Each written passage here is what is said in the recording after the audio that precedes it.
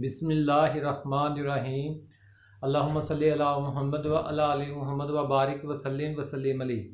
Dear students of first year chemistry, in today's lecture we are discussing reproduction in fungi. Most fungi can reproduce asexually as well as sexually except imperfect fungi. जो imperfect fungi हैं, ठीक है ना जी, जो imperfect fungi हैं उनमें sexual reproduction नहीं पाई जाती, सिर्फ और सिर्फ ए सेक्सुअल रिप्रोडक्शन पाई जाती है। तो पहले ए सेक्सुअल रिप्रोडक्शन, तो फंजाई do asexual reproduction by spores, by conidia, by fragmentation and budding. तो first of all spores, the spores are special cells produced inside the reproductive structures called sporangium. Spore जो है वो जिस structure के अंदर पैदा किए जाते हैं उसको हम क्या कहते हैं? स्पोरेंजियम। स्पोरेंजियम एक सैक लाइक स्ट्रक्चर है। देखें, ये दो तरह के ये एक हाइफी है जो कि जमीन के ऊपर ऐसे सीधा जा रहा है, इसे हमने हॉरिजॉन्टल हाइफा का नाम दिया है, हॉरिजॉन्टल हाइफा। इससे जगह जगह से राइजोइड्स निकलती हैं जो कि फूड या सबस्ट्रेट से जो है वो क्या अब्जॉर्ब करने में हेल्प करती हैं, फूड को अब्जॉर्ब करने में हेल्प करती हैं। ठीक हो गया। अब इस जो हॉरिजॉन्टल हाइफा है ना, इससे वर्टिकल हाइफी निकलते हैं। उस वर्टिकल हाइफा को स्पोरेंजियोफोर कहा जाता है, जो जिसकी टिप जो है वो स्वेल कर जाती है, सैक लाइक हो जाती है। तो सारे के सारे न्यूक्लियस जो स्पोरेंजियोफोर के होते हैं ना, वो किस में चले जाते हैं? उस सैक लाइक स्ट्रक्चर में, जिसे हम स्पोरेंजियम कहते हैं, उसमें चले जाते हैं। और फिर उस सैक लाइक स्ट्रक्चर के सेंटर में ये स्पोरेंजियम है और ये स्पोरेंजियोफोर, इसके दरमियान में ये सेप्टम बन जाता है। ये आपकी कर्व सी नजर आ रही है, मेहराब सी, ये वाली सेप्टम। वैसे इसे कालोमेला भी कहते हैं। क्या कहते हैं? कालोमेला। लेकिन आपकी किताब में सेप्टम लिखा, तो मैंने भी सेप्टम लिख दिया। अच्छा जी, ये स्पोर्स जो हर न्यूक्लियस है ना, वो अपने इर्द गिर्द साइटोप्लाज्म को अपने इर्द गिर्द लपेटता है और अपने फिर इर्द गिर्द जो वो एक थिक वॉल बना लेता है। उस थिक वॉल रखने वाले इस स्ट्रक्चर को या सेल को हम क्या कहते हैं? स्पोर कहते हैं। स्पोरेंजियम के फटने से स्पोर्स डिस्पर्स होते हैं। ठीक हो गया ना जी। तो जब वो मैच्योर हो जाते हैं स्पोर्स, तब स्पोरेंजियम फटता है। स्पोर्स में भी प्रोड्यूस ड्यूरिंग सेक्सुअल प्रोसेस, यानी सेक्सुअल रिप्रोडक्शन में भी स्पोर्स पैदा किए जाते हैं और ए सेक्सुअल प्रोसेस में। बात यह बेटा जी, अगर कंडीशन फेवरेबल होती है ना टेम्परेचर की, फूड वगैरह की, तो फिर जो है वो जो फंजाई हैं वो ए सेक्सुअल रिप्रोडक्शन के जरिए से स्पोर्स पैदा करते रहते हैं। स्पोर जर्मिनेट करके अगला माइसीडियम पैदा कर देता है। लेकिन जैसे ही कंडीशंस अनफेवरेबल होती हैं ना, तो फिर हाइफी जो है वो पहले मिलकर जाइगोट बनाते हैं। जाइगोट से एक फिर स्पोरेंजियोफोर बनती है और स्पोरेंजियोफोर की टिप के ऊपर स्पोरेंजियम, स्पोरेंजियम के अंदर जो वो फिर मियोसिस से क्या बनते हैं? स्पोर्स बनते हैं। ठीक होगा ना जी। तो इस तरह से सेक्सुअल रिप्रोडक्शन के दौरान भी स्पोर्स पैदा होते हैं। वो अभी डिटेल्स हम आगे आपको पढ़ाएंगे जब आपको जाइगोमाइसीड्स या जाइगोमाइकोटा फंजाई, जाइगोमाइकोटा डिवीजन है, जाइगोमाइसीड्स उसकी क्लास है, तो ब्लैक ब्रेड मोल्ड उसकी एग्जाम्पल है। जब उसका लाइफ साइकिल पढ़ाएंगे तो फिर आपको ये सारा कुछ दिखाएंगे। स्पोर्स जो है, स्पोर्स अप्लाइड होते हैं, non motile, no need of water for dispersion, they are disperse by wind, splashes of rain. बारिश का कतरा ऊपर गिरता है ना, तो तब भी ये दूर दूर ग्रेट डिस्टेंसेस पे फैल जाते हैं। एंड आल्सो बाय इंसेक्ट्स जो है। तो spores on germination form new Haifa, यानी न्यू माइसीडियम, एक नया फंगस, अगली जनरेशन शुरू हो जाती है। ठीक होगा ना जी। Spores produced in many fungi, बहुत सारे फंजाई स्पेशली जो है, जिसमें इंक्लूडिंग पैथोजेनिक फंजाई जो हैं वो भी स्पोर्स पैदा करते हैं। अब बेटा बारी आ गई है कोनिडिया की। तो कोनिडिया बेटा जी बेसिकली जो है ना वो मोटे मोटे डिफरेंसेस है। आप देखें स्पोर्स और कोनिडिया में, कोनिडिया भी स्पोर्स की तरह ही single cellular, unicellular, thick walled structures हैं, लेकिन इनका जो मोड ऑफ प्रोडक्शन है ना वो डिफरेंट है। तो कोनिडिया जिसका सिंगुलर कोनिडियम है, produced at the tip of vertical hyphae called conidiophore. ये मैंने आपको कोनिडियोफोर दिखाई गई है। कोनिडियोफोर पहले जाके थोड़ी सी स्वेल करती है, उसे मेटुली कहते हैं। आप ओवरऑल यहाँ से लेके यहाँ तक भी इसको कोनिडियोफोर कह सकते हैं। ठीक है ना जी। मैंने बड़ा कुछ चीज़ें थोड़ी सी एडवांस लिख दी हैं आपके सिलेबस से भी ज़्यादा। ये पूरी की पूरी कनिडियोफोर है। कनिडियोफोर का प्रॉक्सिमल एंड जो है वो मेटोली कहलाता है। ये आपको याद तो नहीं करना, ये मैंने सिर्फ आपको इसलिए बताया है कि ताकि थोड़ा सा आइडिया रहे। तो इसकी टिप पर जो है वो क्या बन जाते हैं, कॉन्स्ट्रिक्शंस बनती रहती हैं। और इस तरह से अगर देखिए कंस्ट्रक्शन यहाँ पे बन जाए एक न्यूक्लियस इस तरह से, तो ये क्या बनते जाएंगे, कोनिडिया बनते जाएंगे। तो produced at the tip of vertical hyphae called conidiophore, not inside, ये अहम बात है, नॉट इनसाइड स्पोरेंजियम। स्पोरेंजियम कौन है, सैक लाइक स्ट्रक्चर, वो मैंने पहले भी बताया। ठीक है, कोनिडिया और स्पोर्स में बस यही फर्क है।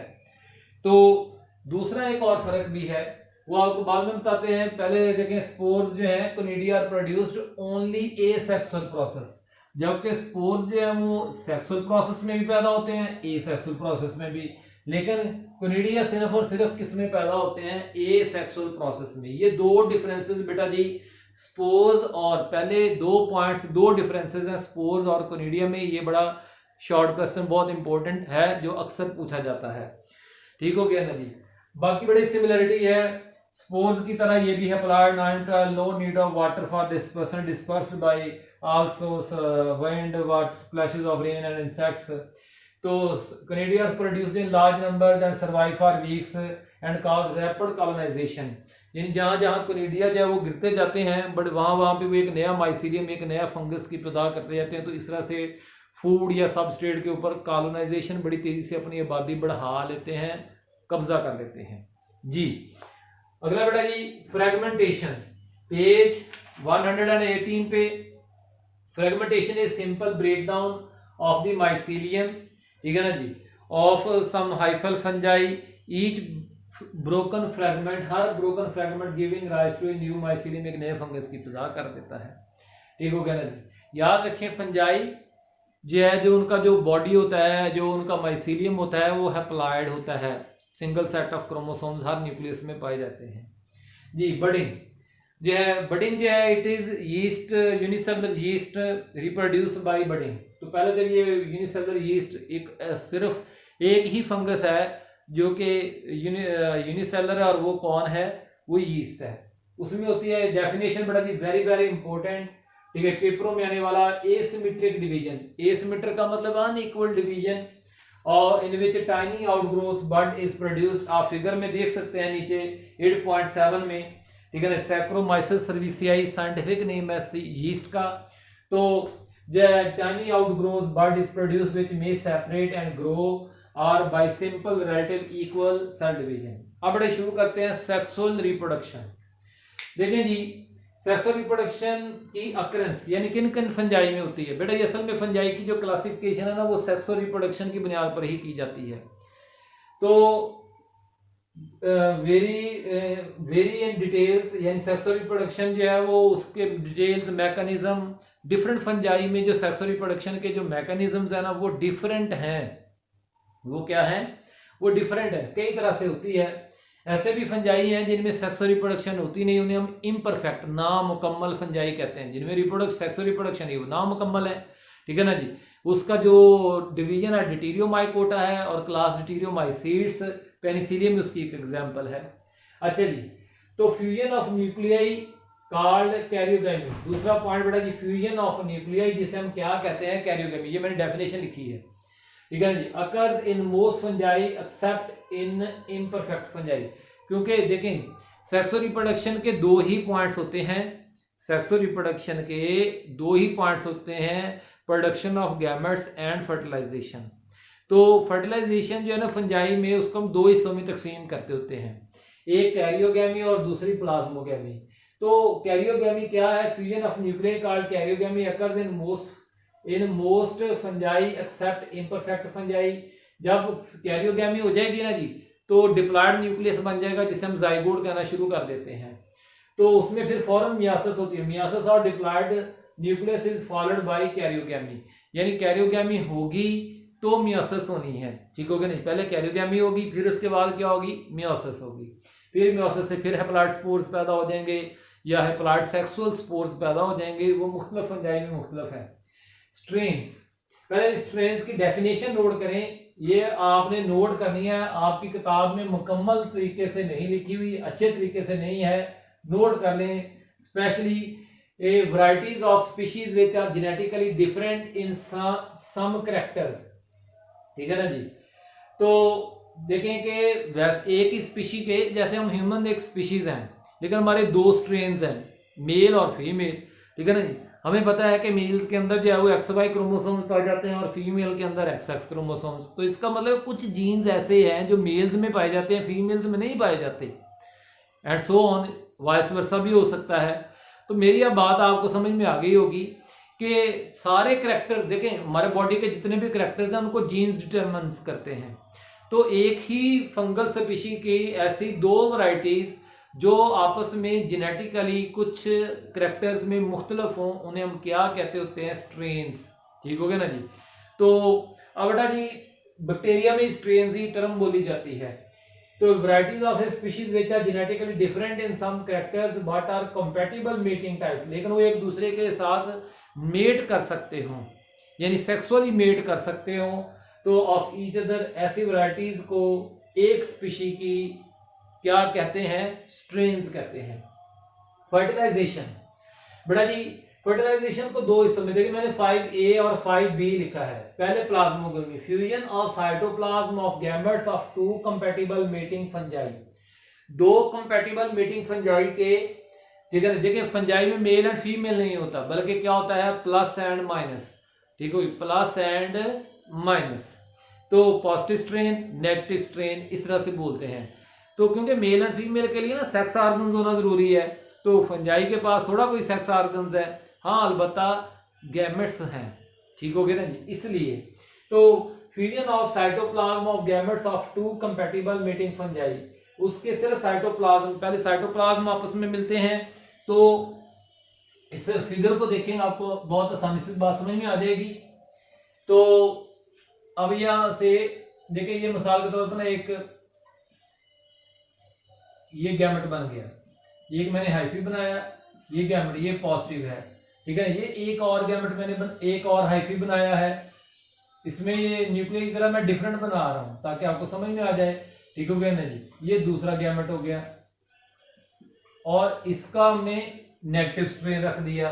ये जब आपस में मिलेंगे, अब ये इनके मिलने से इस तरह से हो गया,